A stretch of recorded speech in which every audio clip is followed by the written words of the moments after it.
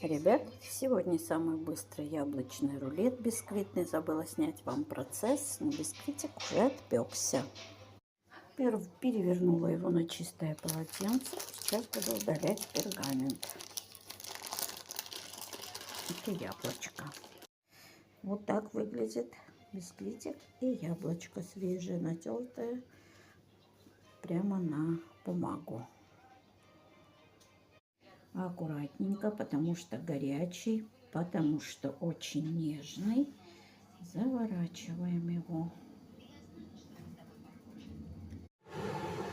Все, свернутый, присыпанный пудрой, еще теплым, его можно резать. Сейчас покажу разрезик. Ну и вот так вот он выглядит в разрезе. Его резать тоненько не нужно, именно толстенькими такими сантиметра по 1,5 слайсами, потому что он настолько воздушный и нежный.